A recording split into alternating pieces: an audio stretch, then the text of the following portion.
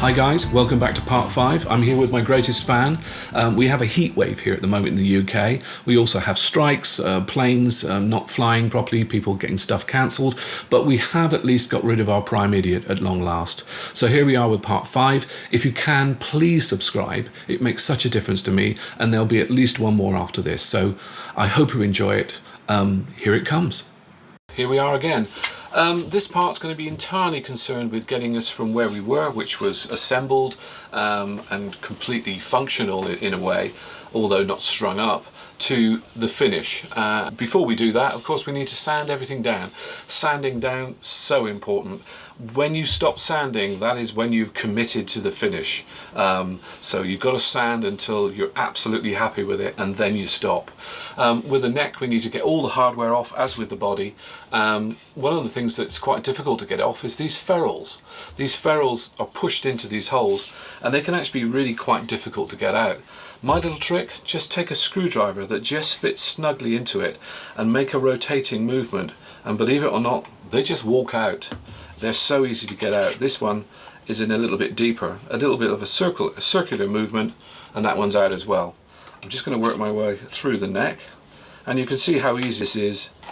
I've actually damaged necks before trying to get them out, you know, using screwdrivers and things like that, and blades and knives, until I came across this little gem, and they just walk out.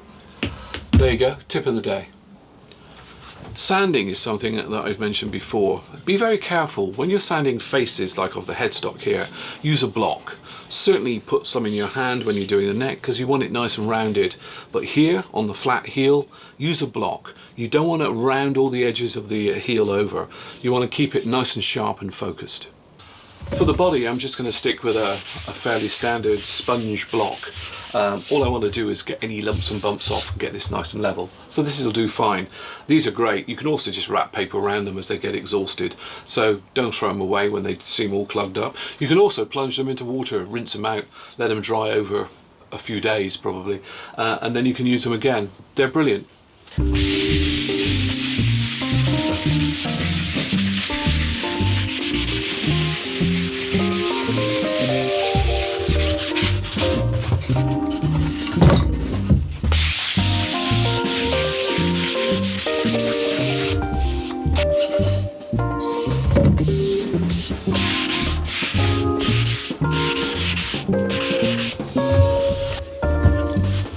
This is coming up really nice. I'm going to do the edges now, just going to use the block on the edge.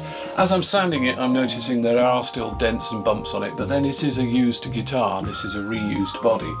And I'm going to be relicking this, so I'm not going to be too precious about leaving some, what might be quite significant dents in it, because I'm just going to scratch it up and dent it anyway.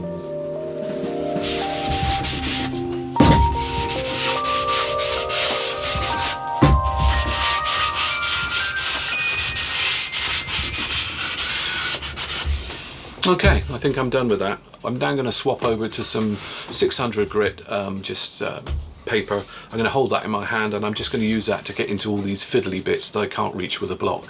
And then I think we'll be ready to give this its first coat of primer. Exciting. Cool.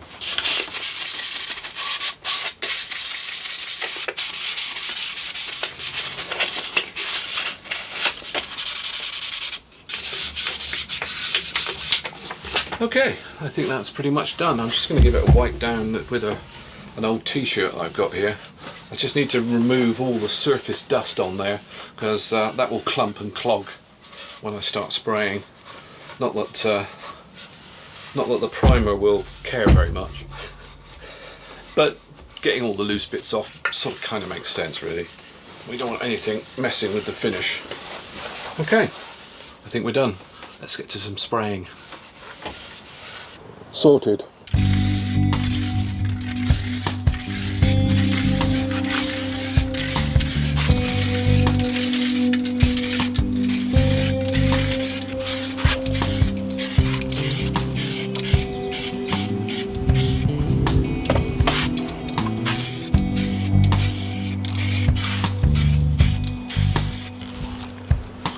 And that will do.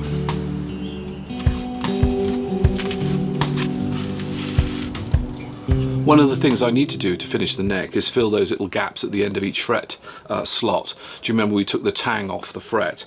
So what I do is I take a bit of discarded or spare dust from when I was profiling a fretboard. This is rosewood. I mix it with a bit of glue and I just put it into those slots and let it set, and then clean it up, and then hopefully those little slots will disappear completely. We're going the extra mile, so filling those slots will make it look just that little bit more pro, I think.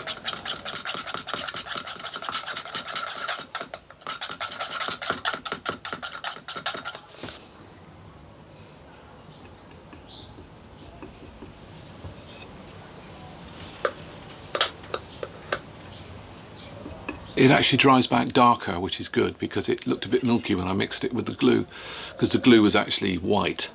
But it's drying back dark, and so when that's fully dry, probably tomorrow, I'll sand that off and hopefully they'll disappear completely. If not, I should be very disappointed. So that's all dry now. Just going to sand it down, see if we can get rid of all these bits, and hopefully it should come up looking really nice and smooth and invisible.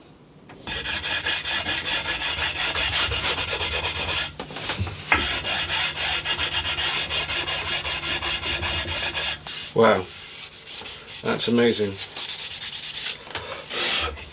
They seem to have all but disappeared now, so I'm very happy with that. One of the things I'm really aware of when trying to put dye on a neck, particularly water-based dyes, is they tend to darken very much at the end grain.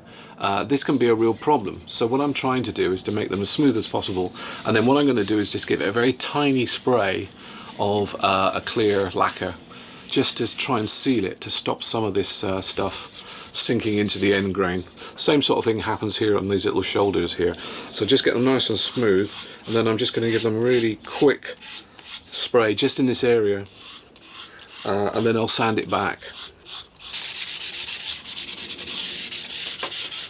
It's difficult to know when to stop. It's this funny thing about, if you want a really good distress finish, do it as best you can and then ruin it, rather than just do a half-assed job and expect it to look better, because it won't.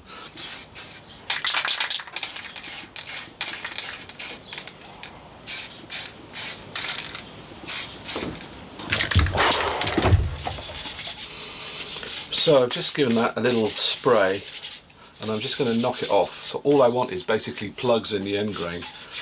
I've never done this before, it's a total experiment, but it's been so exasperating in the past when I've done this and found that these bits go really dark compared to the rest of the guitar. I mean, sometimes they dry back and it all looks absolutely fine and dandy, but sometimes you just think, no, you know what, I need to sort of think of something to deal with this. And so far, this is all I've come up with. Here's the thing I'm using more and more, anti-static cloths. These are great because you just wipe them over the guitar and on that fine layer of extremely small dust that covers it and gets stuck in all your finishes and paintwork all comes off just through the sort of, I don't know, magnetic force of the anti-static cloth. Yeah, actually makes it look great straight away. Okay, let's get some stain on this. A little bit of an antique pine. Yeah, that looks good. I don't know why I always rush this. I just feel that I need to get this on fast and even, and I don't want to hang around. Yeah, that's looking good.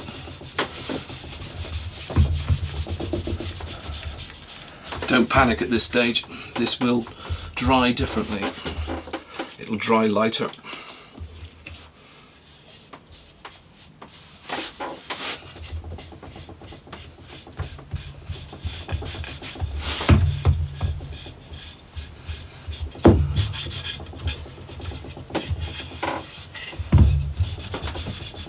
Just sanding it back to take the curse off it. I don't want it to look artificial, but then again, you know, the white wood sprayed amber just looks a bit artificial to me, and I'm hoping this will give it some character. If not, strip it all off, try it again, you know, just use the paint as normal, you know, just spray amber. But let's see what we can do.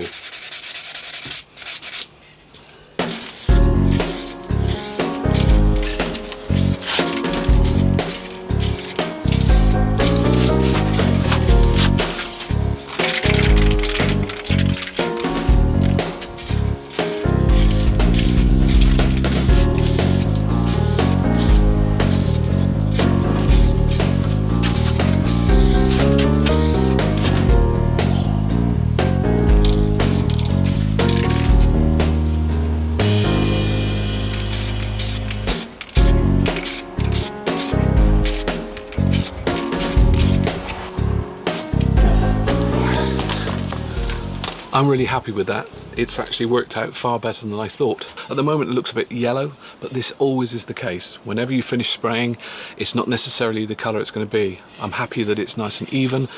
I think it's got some depth to it. I think that little layer of water stain brought out the character of the wood a little bit. I'm really chuffed. I think I'm just going to stop. So let's get on with the next bit.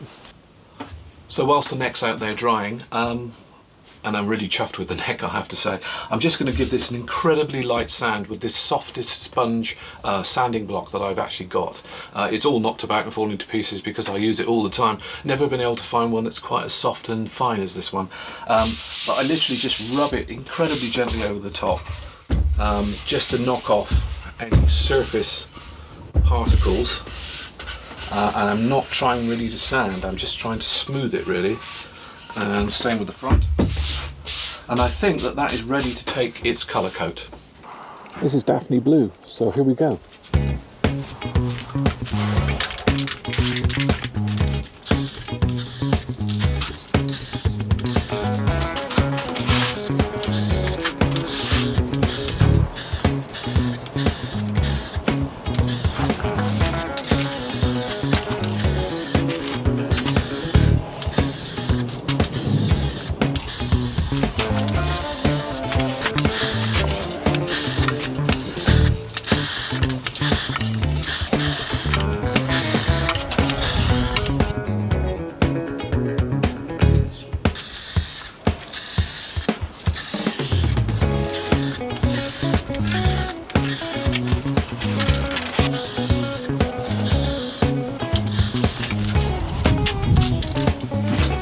So here we are, body and neck.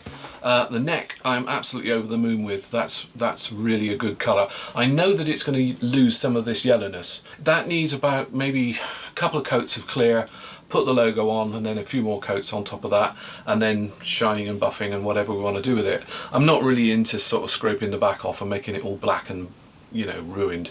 The body has come out really well. It's still pretty soft at the moment, so I'm handling it very carefully. If I was to put this down on here and leave it overnight, I would come back in the morning and find the pattern of this cloth all over the back of it. So I'm going to hang both of these up this evening, and I'll come back to them tomorrow when they're a little bit more robust, when they've hardened.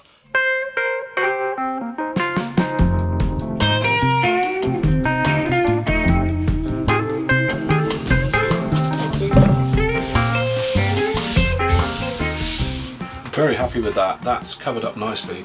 So there's a primer on there and then just probably about 2 coats of top coat, and it's covered it really well, surprisingly so actually. So all I'm going to do is going to spray it with a little bit of water and use some 1000 grit just to sort of smooth it off.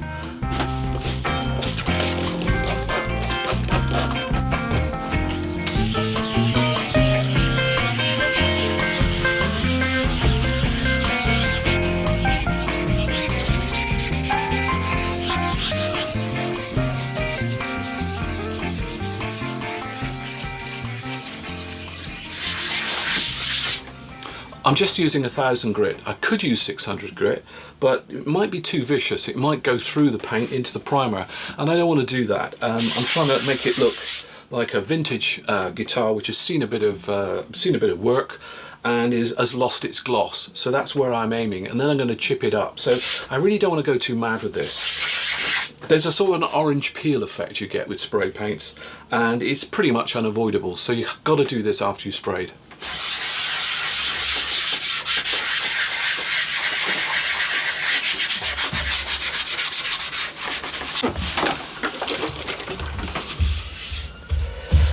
That's looking pretty good. I think a couple more goes like that.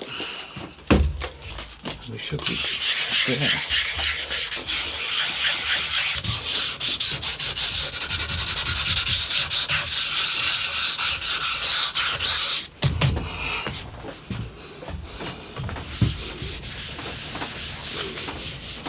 So this is what I'm going to be using. It's called T-Cut.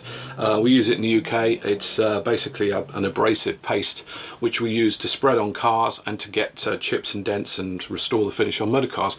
Absolutely fantastic for getting a decent finish on guitar bodies. So I'm going to be using this.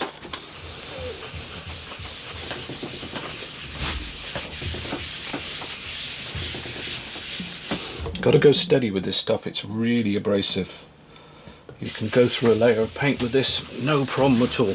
As I go over the blemishes, I can see them disappearing. It's almost as if they just get wiped off. Yeah, that's already getting a nice little silk finish on it, which is all I think you need on a vintage instrument. They just don't shine. Also forget the sides, of course. Better get the sides done. When I do the top, what I try and do is to major on the bits that I know are not going to be covered by the scratch plate. When you put the scratch plate on, there's actually quite a lot that gets missed. So this upper bout, this will be covered by the bridge, this will be covered by a plate. So these edges, this bout here, and around the back here, which will probably scuff up quite a lot. We can see what we need to do just by putting the scratch plate on there. Socks are fantastic for this. Put my hand right inside. You can really feel what you're doing, and you get to do big flat movements, which really help to even stuff out, like that. But we're pretty much there, I think, as far as the basic finish is concerned. So I think this is probably buffed up as far as I need to go at this stage. I'll probably buff it some more. And use maybe even a finer polish on it at some point, or come back to it once because it's still a bit sticky. So we'll let that go off a bit more and revisit it again. But already, I mean, I'm really chuffed with that. I think we've got a guitar which is convincingly aged already. What we're going to do now is make it look even better. So that was part 5. I hope you enjoyed it. Next one, we get into some relicing and really putting this all together and hopefully putting it all to bed. But I'm not going to do what I normally do and say that the next one's the last episode and make myself look like an idiot. I've already done that, so here we go. If you can, subscribe, and I look forward to seeing you next time.